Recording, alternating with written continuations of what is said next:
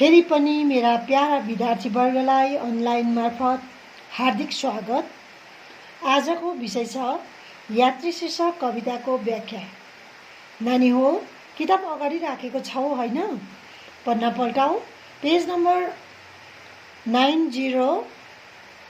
90 हेर, जहाँ तिमीले यात्री कविता भेट्नेछौ अथवा पाउनेछौ। सर्वप्रथम यस कविताको भूमिका बताई व्याख्यातर्फ लाग्नेछु। भूमिका: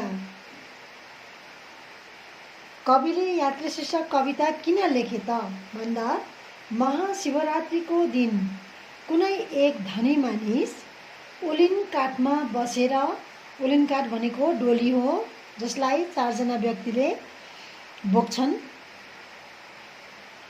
बसेर काठमाडौँको पशुपतिनाथको मन्दिरमा दर्शन गर्न गइरहेको देखि कवि लक्ष्मीप्रसाद देवकोटाले यात्री शीर्षक कविता रचना गरेका हुन्।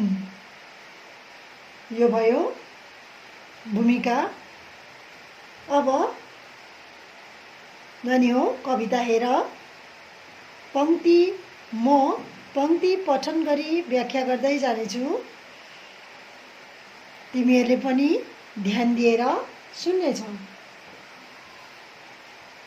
कुन मन्दिरमा जान्छौ यात्री, कुन मन्दिरमा जाने हो?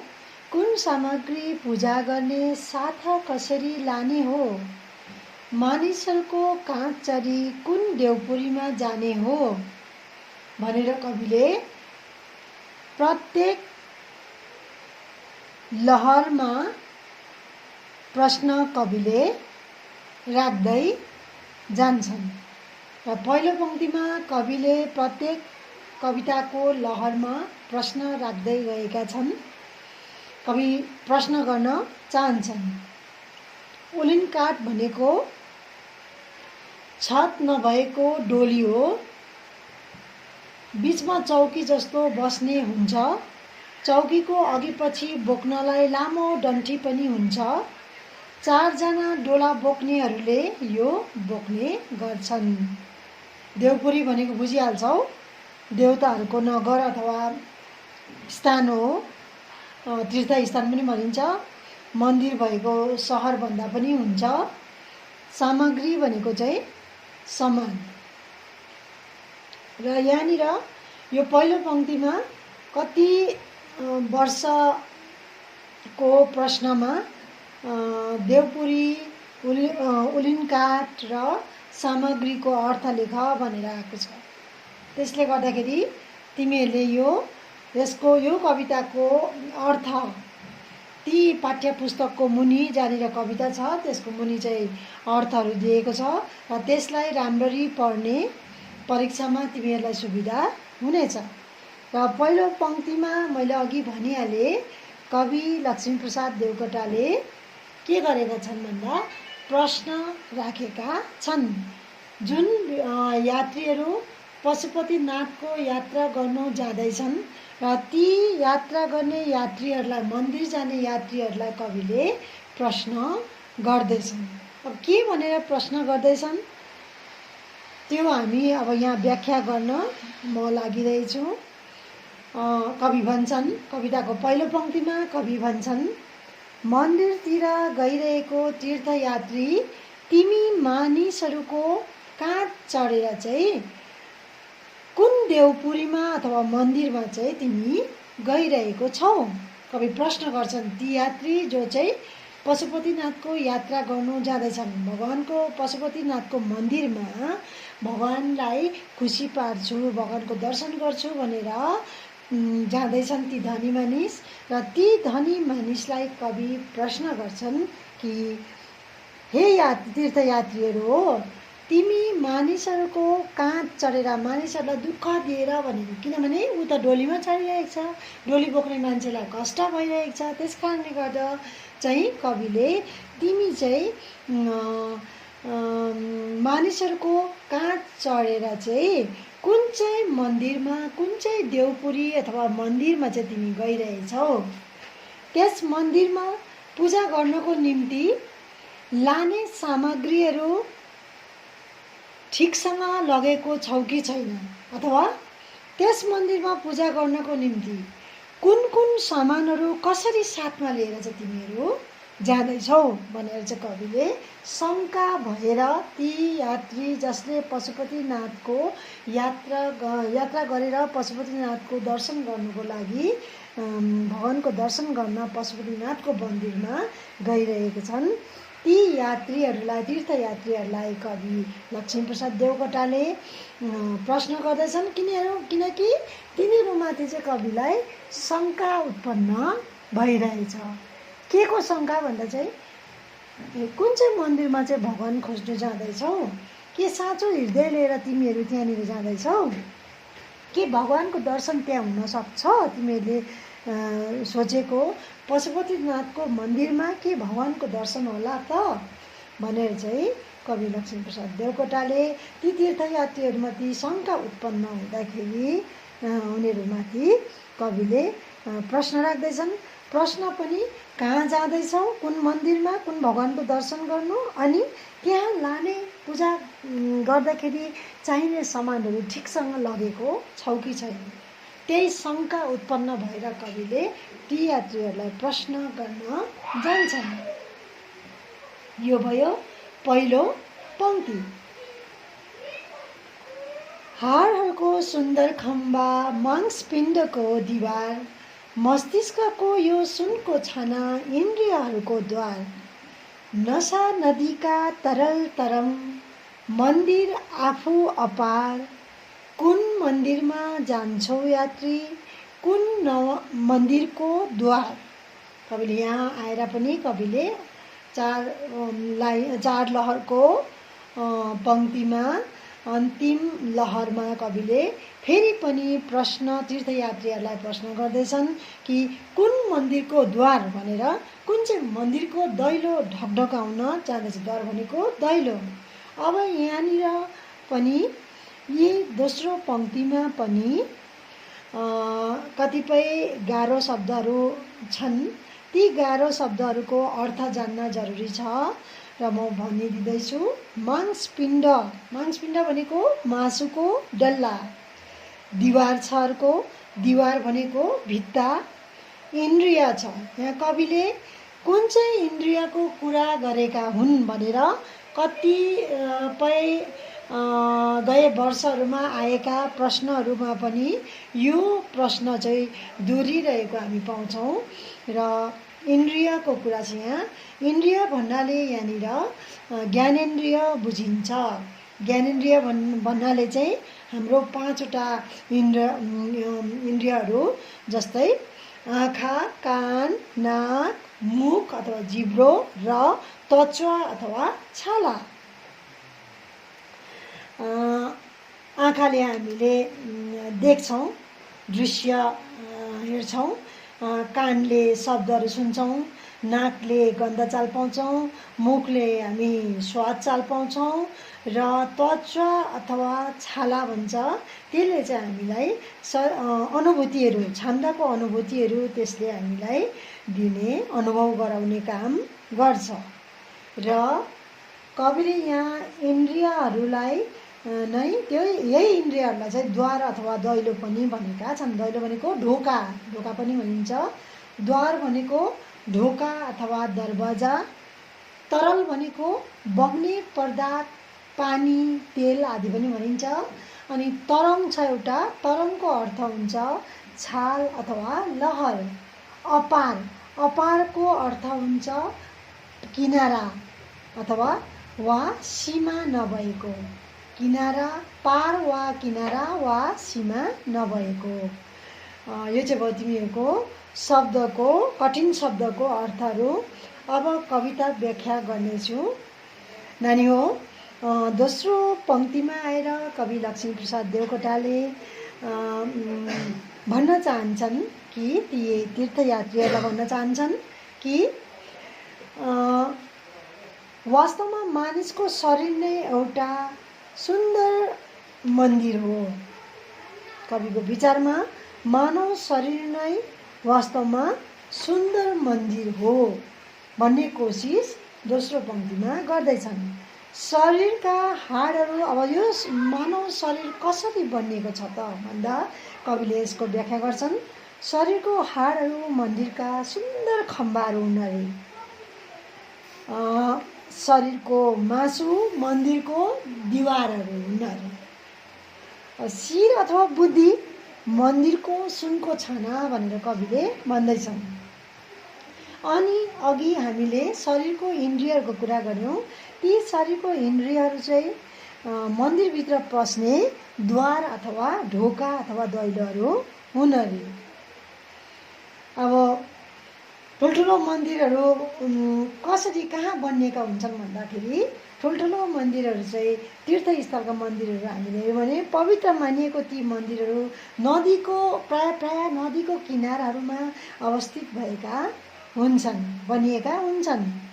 र त्यस्तै यहाँ पनि मन्दिर रूपी शरीरको नदी शरीरका नसामा बग्ने तरल पदार्थ हो भनेर कविले यहाँ भन्दैछन्। मानव शरीर नै एउटा मन्दिर हो र यो मानव शरीर रूपी मन्दिर कसरी बनिएको छ भन्दा हड्डीहरूले मन्दिरको खम्बाहरूको काम गरेको छ अरे।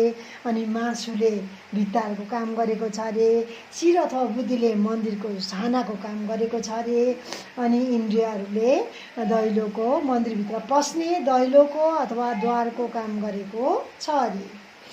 र कविले यहाँनिर मन्दिर रूपी शरीरको जुन चाहिँ नदी छ अथवा शरीरको नसामा बग्ने तरल रगत हो। मन्दिर रूपी शरीरको नदी शरीरका नसामा बग्ने तरल पदार्थ हो अरे। त्यो तरल पदार्थ हो भनेर चाहिँ कविले मान्छन्। यस प्रकार तिमी आफू नै एक अपार मन्दिर हो। वास्तवमा तिमीले सम्झ्यौ भनेदेखि तिमी आफू नै एक अपार मन्दिर छौ।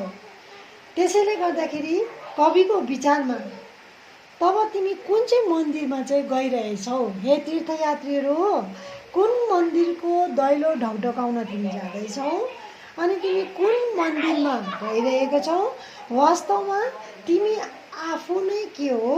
मन्दिर हो भनेर चाहिँ कविले आफूभित्रको मन्दिरलाई, तिम्रो शरीर नै एउटा मन्दिर हो र तिमीले आफ्नो यो शरीर रूपी मन्दिरलाई चिन्ने प्रयत्न गर, चिन्ने कोसिस गर।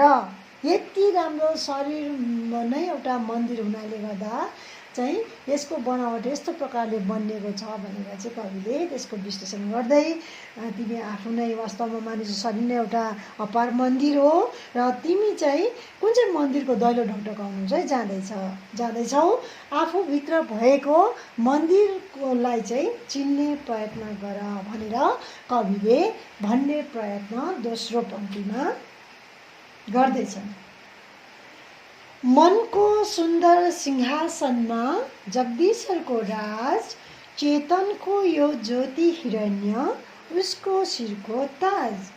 शरीरको यो सुन्दर मन्दिर विश्व क्षेत्रको माझ। भित्र छ ईश्वर बाहिरी आँखा, खोजी हिँड्छौ कुन पुर?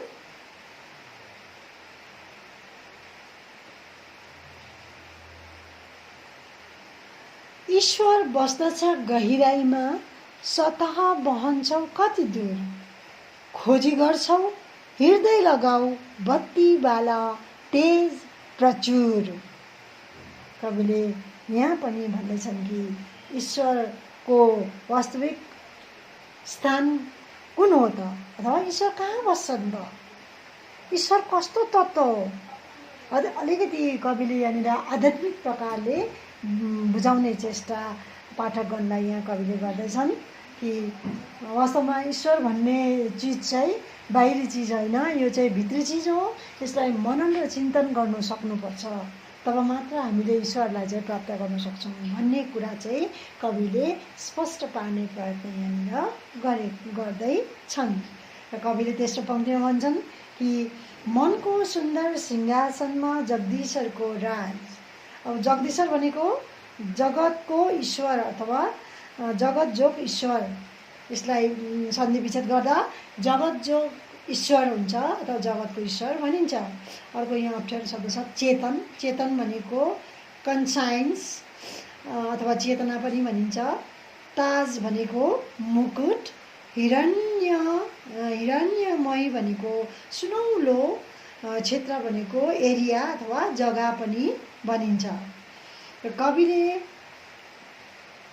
भन्दै जान्छन् कि मन्दिरहरूमा ईश्वरको मूर्ति राख्नलाई जसरी एउटा मन्दिरमा नानी हो, जसरी एउटा मन्दिरमा भगवानको मूर्ति राख्नुको लागि चाहिँ सिंहासन बनाएको हुन्छ, त्यसरी नै मन्दिर रूपी यो शरीरमा पनि मानिसको मन नै ईश्वर बस्ने सिंहासन हो अरे। कविले उदाहरण दिँदै भन्छन् कि नानी हो, जसरी मन्दिरमा ईश्वरको मूर्ति राख्नुको लागि चाहिँ एउटा सिंहासन बनाएको हुन्छ अथवा आसन बनाएको हुन्छ र त्यहाँनिर चाहिँ हामीले भगवानको मूर्तिहरू हामीले त्यहाँनिर राख्छौँ, चाहे त्यो सुनको मूर्ति होस्, चाहे ताँबाको मूर्ति होस्, चाहे माटोको मूर्ति होस्, त्यो सिंहासनमा चाहिँ हामीले राख्दछौँ। त्यसरी नै मन्दिर रूपी शरीरमा पनि, यो मानव शरीर नै एउटा मन्दिर भनेर अघि नै मैले भनिसकेको छु कविले भनेको कुरा। र मन्दिर रूपी यो शरीरमा मन्दिर रूपी यो मानिसको शरीरमा मन छ अरे र त्यो मनमा चाहिँ ईश्वर चाहिँ बस्ने गर्दछन् अथवा मन नै ईश्वरको विराजमान हुने सिंहासन अथवा राजगद्दी हो भनेर कविले चिनाउने प्रयत्न। भगवान कहाँ बस्छन् त भन्दाखेरि चाहिँ मानव शरीर रूपी मन्दिरभित्र भगवानको आसन कहाँ छ त भन्दाखेरि चाहिँ मन छ, मन नै भगवानको राजगद्दी हो अथवा सिंहासन हो भनेर बताउने प्रयत्न गर्दैछन्। त्यसैमा बसी जगतको ईश्वरले राज गर्दछ है।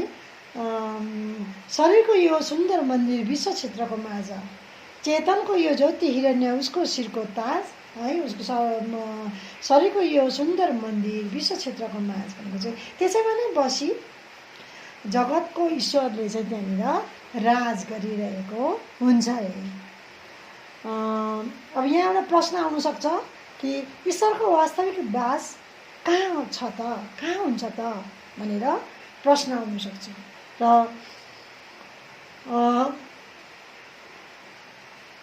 मनमा राज गर्ने त्यस ईश्वरको शिरको सुनौलो मुकुट चाहिँ मानिसको चेतना अरे हो। यस प्रकार यस विश्वमा मानिसको शरीर एउटा सुन्दर मन्दिर हो र मानिसको शरीर रूपी सुन्दर मन्दिरभित्र एउटा मन छ, त्यो मनमा नै भगवानको वास्तविक वास हुन्छ अथवा भगवान त्यहाँ विराजमान हुन्छ भन्ने कुरा चाहिँ कविले यी पङ्क्तिहरूमा गरेका छन्। अझै कवि भन्दै जान्छन्, भित्र छ ईश्वर बाहिरी खोजी हिँड्छौ कुनपुर। कवि भन्दै जान्छन् अझै कि आध्यात्मिकतालाई लिएर कवि अझै भन्दै जान्छन्, भित्र छ ईश्वर बाहिरी आँखा खोजी गर्छौ कुनपुर। पुर भनेको नगर अथवा सहर। ईश्वर बस्दछ गहिराइमा सतह बहन्छौ कति दूर। सतह भनेको सरफेस पनि भनिन्छ, बाहिरी भाग वा तह पनि भनिन्छ। खोजी गर्छौ हृदय लगाऊ बत्ती बाला तेज प्रचुर। तेज भनेको प्रखर अथवा प्रकाश, उज्यालो। प्रचुर भनेको त बुझिहाल्छौ, धेरै प्रशस्त मात्रामा। कवि यहाँ भन्छन् आध्यात्मिकतालाई लिएर कवि यहाँ गहिराइमा पुगेर भगवानको विषयमा, ईश्वरको विषयमा, विधाताको विषयमा भन्छन् कवि कि ईश्वर त तिमीभित्र तिम्रो मनको गहिराइमा बसेको हुन्छ। तिमी तिम्रो बाहिरी आँखाले उहाँलाई देख्न सक्दैनौ अथवा तिम्रो बाहिरी आँखा लिएर कुन कुन नगर सहरतिर चाहिँ तिमीहरू भौतारेर ईश्वर प्राप्ति गर्छु भनेर हिँडिरहेको छौ त? कवि प्रश्न गर्छन्। कविले ती तीर्थयात्रा गर्ने यात्रीहरू जसले भगवानलाई पाउँछु भनेर नगर नगर घुमेर हिँडिरहेका छन्, तिनीहरूलाई कविले प्रश्न गर्दैछन् कि हे तीर्थयात्रीहरू हो, ईश्वर त तिमीभित्र तिम्रो मनको गहिराइमा बसेको हुन्छ र तिमी तिम्रो बाहिरी आँखा लिएर कुन सहरमा चाहिँ ईश्वर पाउँछु भनेर भौतारेर हिँडिरहेको छौ। बाहिर बाहिर बग्दै अर्थात् बाहिर बाहिर खोजी गर्दै कति टाढोसम्म पुग्छौ। साँच्चै तिमी ईश्वरको खोज गर्न चाहन्छौ त? चाहन्छौ भने मन लगाएर तिम्रो हृदयभित्र खोज, मनको बत्ती बालेर मनलाई प्रचुर मात्रामा, धेरै मात्रामा उज्यालो बनाऊ, अर्थात् मनलाई पवित्र बनाऊ, सफा बनाऊ, स्वच्छ बनाऊ, धेरै धेरै उज्यालो पार। अनि त्यही उज्यालोमा नै मनभित्र तिमीले ईश्वर पनि देख्न सक्नेछौ भनेर चाहिँ कविले पहिला ईश्वरलाई पाउनुको लागि मन स्वच्छ पार्नु सक्नुपर्छ, मन सफा हुनु सक्नुपर्छ, अनि मात्र ईश्वरलाई चाहिँ हामीले पाउन निस्वार्थ भाव लिएर जब हामीले मन स्वच्छ बनाएर कुनै पनि काम हामीले गर्छौँ त्यति बेला मात्रै हामीले चाहिँ ईश्वरको प्राप्ति गर्न सक्छौँ। त्यति बेला मात्रै वास्तविक ईश्वरको दर्शन पनि हामीले पाउन सक्छौँ भनेर चाहिँ कविले ईश्वर अथवा भगवान अथवा विधाता भन्ने शब्द चाहिँ बाहिरी शब्द होइन।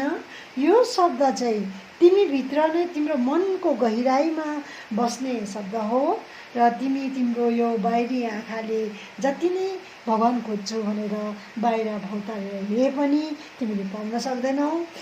जति तिमी बाहिर खोजी गर्दै टाढो टाढो पुग्छौ त्यति नै ईश्वर टाढिँदै जान्छन्। तर तिमीले ईश्वरलाई पाउनुको लागि ईश्वरको साँच्चै नै खोज गर्न चाहन्छौ भने मन लगाएर एकदम मनलाई स्वच्छ बनाएर, सफा बनाएर, पवित्र बनाएर मनलाई नै उज्यालो बनाउने कोसिस गर।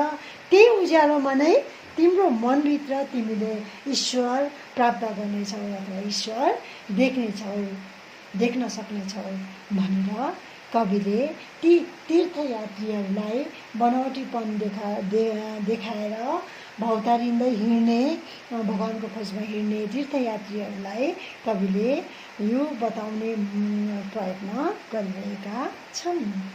भगवानको मूल अर्थ स्पष्ट गर्ने प्रयत्न कविले यहाँ गर्दैछन्। भगवानको मूल निवास अथवा स्थान कहाँ हुन्छ त, त्यसको उत्तर दिने प्रयत्न कविले यहाँनिर गर्दैछन्।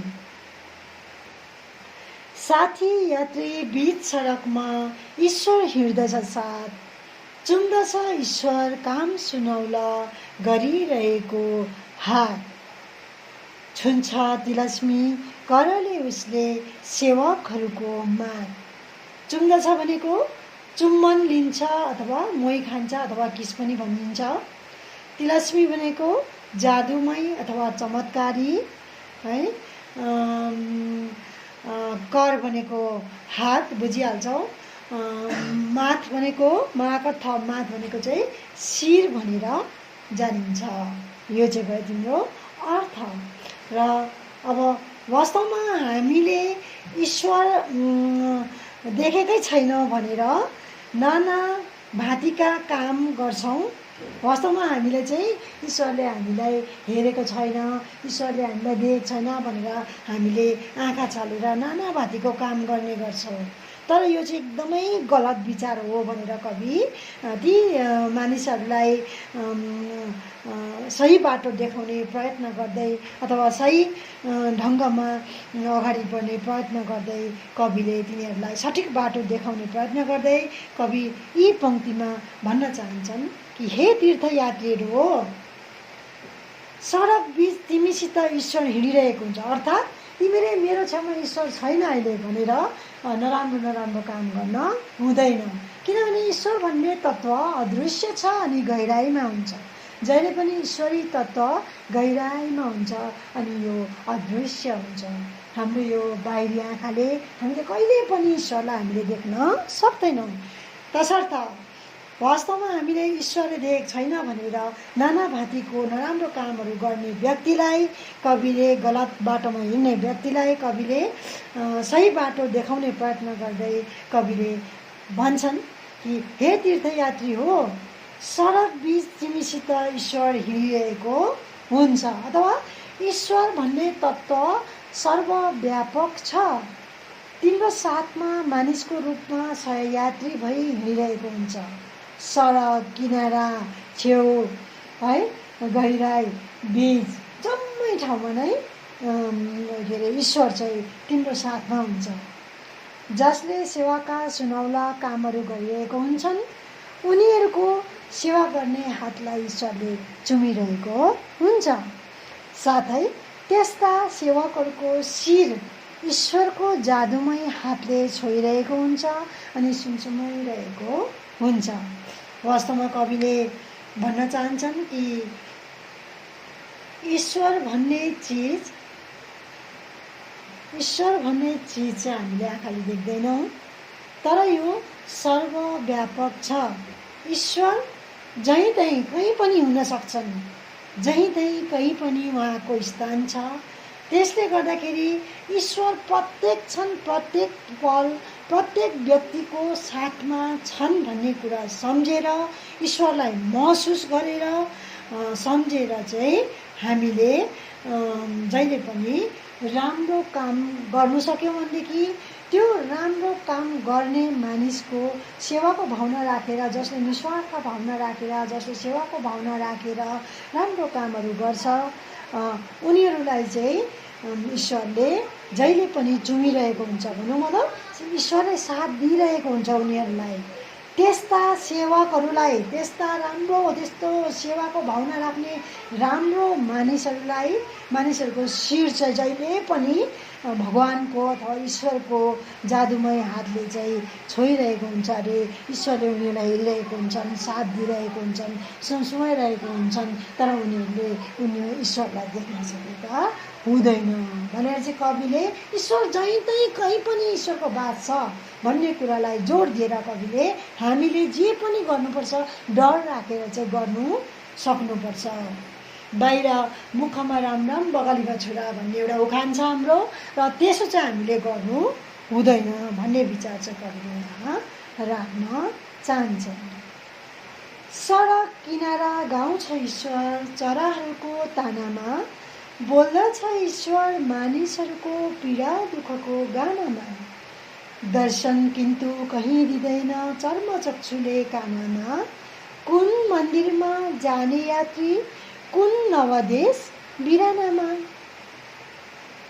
कविले यहाँ आएर अझै ईश्वरको वास्तविकतालाई बुझाउने प्रयत्न गर्दै भन्न चाहन्छन् कि पहिला म यहाँ गाह्रो शब्दहरूको अर्थ स्पष्ट गर्नेछु।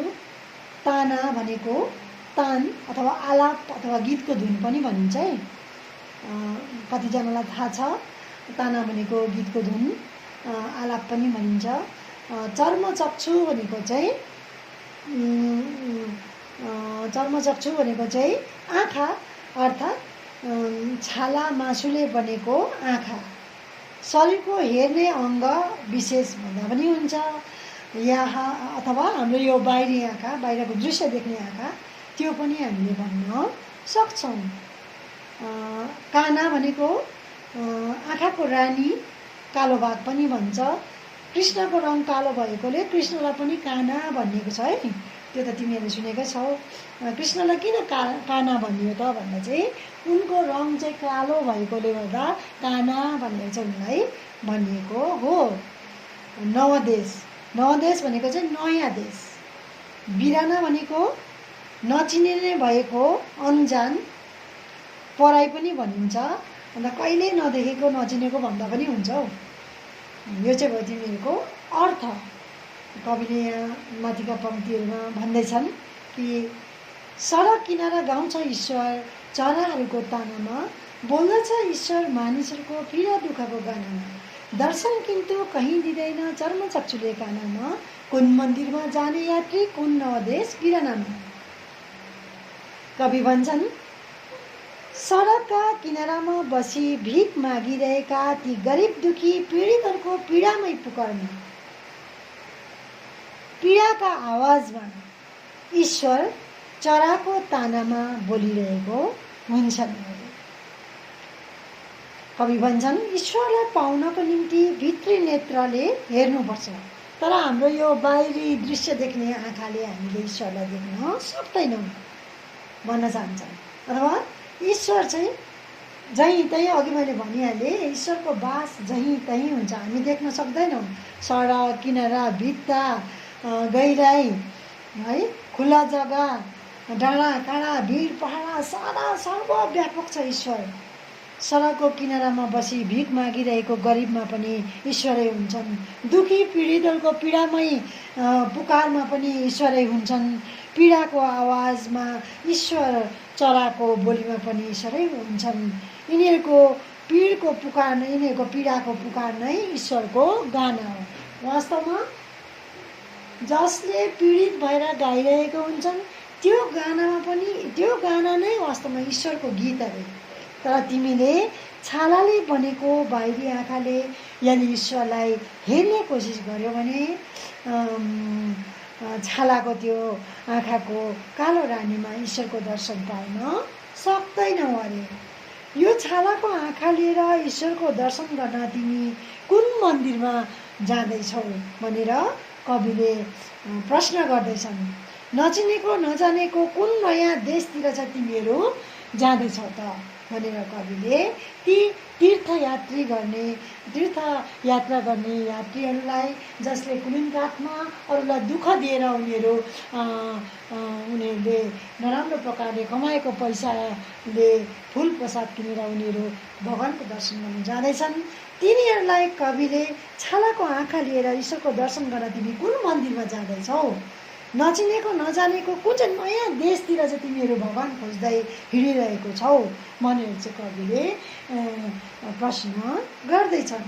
वास्तवमा उनीहरूले गर्नु चाहेको धर्म चाहिँ ठिक होइन भनेर चाहिँ कविले ती तीर्थयात्रा गर्ने यात्रीहरूलाई चाहिँ प्रश्न गर्दैछन्। अब म अन्तिम पङ्क्तितिर आइपुगेको छु। अन्तिम पङ्क्तिमा कवि भन्छन्, फर्क फर्क हे जाऊ समाऊ मानिसहरूको पाउ, मलम लगाऊ आरतहरूको चराइरहेको घाउ, मानिस भई ईश्वरको त्यो दिव्य मुहार हँसाऊ। शब्दार्थमा आरत भनेको पीडा भएको अथवा रोगी, थाहा छ तिमीहरूलाई? रोगी पनि भनिन्छ आर्तलाई, अथवा पीडा भएको भन्दा पनि हुन्छ। दिव्य भनेको डिभाइन अथवा ईश्वरीय अलौकिक पनि भनिन्छ। मुहार भनेको त बुझिहाल्छौ, अनुहार। अन्तिम पङ्क्तिमा कवि लक्ष्मीप्रसाद देवकोटा भन्न चाहन्छन्, ती तीर्थयात्रा गर्ने यात्रीहरूलाई भन्न चाहन्छन्, हे तीर्थयात्री हो, तिमी फर्केर गई ती गरिब दुखी पीडित भिखारीहरूको, मानिसहरूको पाउ समाऊ, सेवा गर।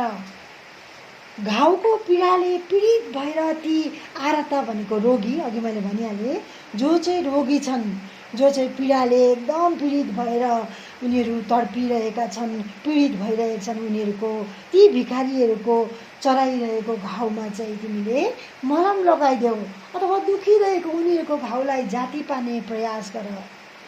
तिमीले उसको चराइरहेको घाउमा मलम लगाइदिँदा उसलाई सन्चो हुन्छ।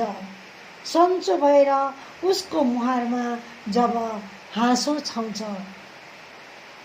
त्यस समय उसको हाँसोको मुहारमा स्वयं ईश्वर हाँसेको तिमीले देख्नेछौ। हामीलाई पनि हुन्छ नि है, कोही बेला हाम्रो हात काट्यो अरे, त्यति बेला काट्दाखेरि हामी हात काट्यो अथवा पोल्यो, त्यति बेला हामी अनुहार हाम्रो कुचिरहेको हुन्छ, हामी एकदम दुखी, हामी एकदमै अब त्यति बेला दुखाइले गर्दा हाम्रो अनुहारै परिवर्तन भइरहेको हुन्छ। त्यति बेला कसैले आएर दबाई लगाइदियो भनेदेखि हामीलाई त्यो दुख्नु चाहिँ अलिकति हल्का हुन्छ। दुख्नु हल्का हुँदाखेरि हाम्रो अनुहारमा अलिकति उज्यालोपन, कुचिएकोपन हटेर चाहिँ अलिकति उज्यालोपन देखा पर्छ। जब पीडा हट्छ त्यति बेला के अरे अनुहार अलिकति उज्यालो भएको हामी देख्न सक्छौँ। र त्यही नै कविले त्यही नै यहाँनिर भन्दैछन् कि जब तिमीले त्यो भिखारीहरूको चलाइरहेको गाउँमा गएर तिमीले उनीहरूको त्यो दुखेको घाउलाई सन्चो पार्ने प्रयत्न गर्छौ, जाती पारिदिने कोसिस गर्छौ, त्यति बेला चाहिँ उनीहरूको अनुहारमा चाहिँ हाँसो देखिन्छ अरे। र त्यो उनीहरूको त्यो हाँसेको मुहारमा ईश्वर हाँसेको, त्यति बेला जब उनीहरूको अनुहार हाँसेको देख्छौ त्यति बेला चाहिँ ईश्वर स्वयं हाँसेको तिमीले पाउनेछौ।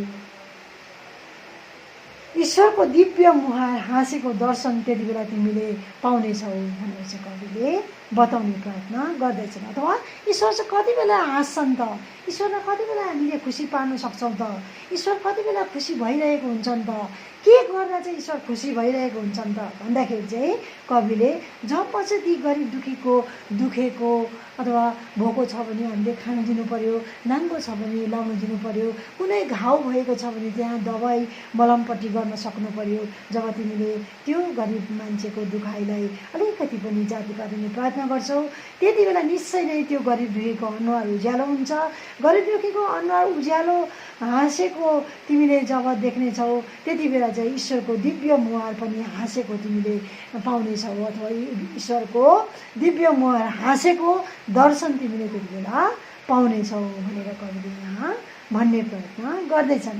यसैले ती नयाँ बिराना देशका मन्दिरतिर जानबाट फर्की, यसैले कविले ती तीर्थयात्रा गर्ने यात्रीहरूलाई जहाँनिर भगवानको खोज गर्नु तर्पेर उनीहरू देश देशमा यात्रा गर्दै हिँड्दैछन् तिनीहरूलाई कविले फर्केर आउने आह्वान गर्दै कविले भन्न चाहन्छन् कि ती नयाँ बिराना देशका मन्दिरतिर जानबाट फर्की, हे यात्रीहरू हो तिमीहरू चाहिँ नयाँ मन्दिरहरू जानबाट फर्क र फर्केर चाहिँ गरिब दुखी पीडितहरूको सेवा गर र सेवा गरी त्यसरी तिमीले सेवा गरिब दुखीको सेवा गर्यौ भनेदेखि त्यो गरिब दुखीमा नै तिमीले ईश्वरको दिव्य मुहार हँसाउन सक्छौ।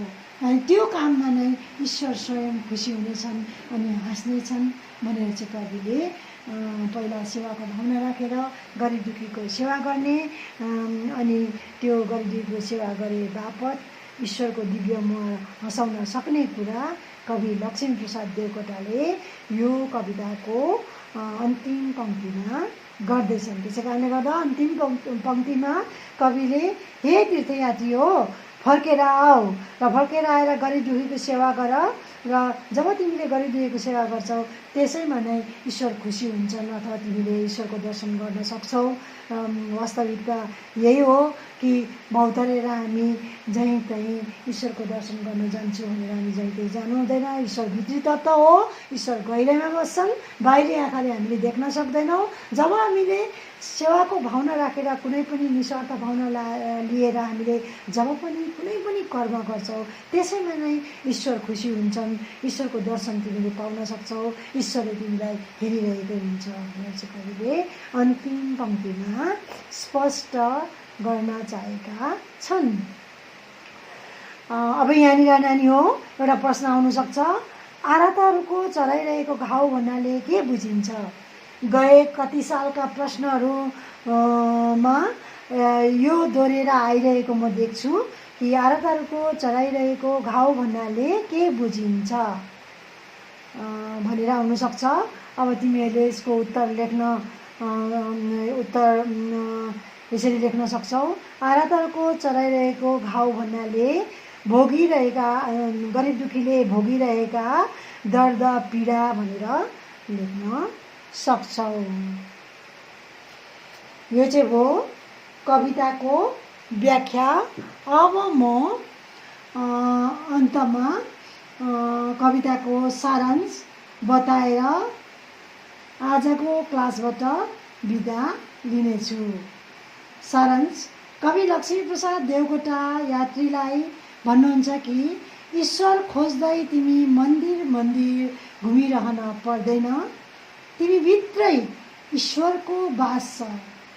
तिम्रो शरीरका हाड र मासु मन्दिरका खम्बा र दिवार समान छ औ मस्तिष्क सुनको छाना समान छ जहाँबाट चेतनामय ज्ञानको प्रवाह हुन्छ।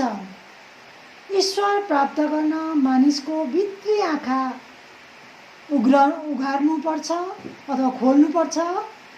ईश्वर सधैँभरि तिम्रो साथमा हुन्छन्, तिमीसँगै सडकमा हिँड्छन् अनि सुनौला ती हातहरूलाई चुमिरहेका हुन्छन् जसले आफ्ना हातहरू दिन दुखीको सेवामा लगाएका हुन्छन्। यो बुझ्नु पर्यो कि कि जसले निस्वार्थ भावना राखेर गरिब दुखीको सेवा गर्छन् त्यसैमा नै ईश्वर खुसी भएका हुन्छन्। ईश्वर चराहरूको मिठो गीतमा र गरिब दुखीको दर्दमय स्वरमा एकसाथ बनी गाइरहेका हुन्छन्। तर नाङ्गो आँखाले हामीले ईश्वरलाई देख्न सक्दैनौँ।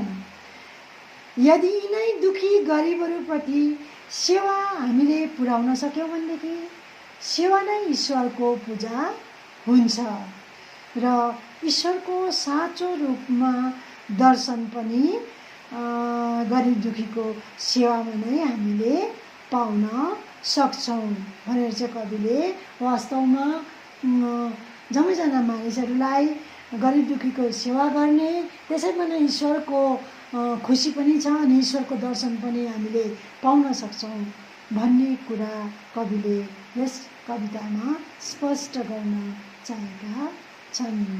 आजलाई यति, अर्को क्लासमा फेरि भेट्नेछौँ।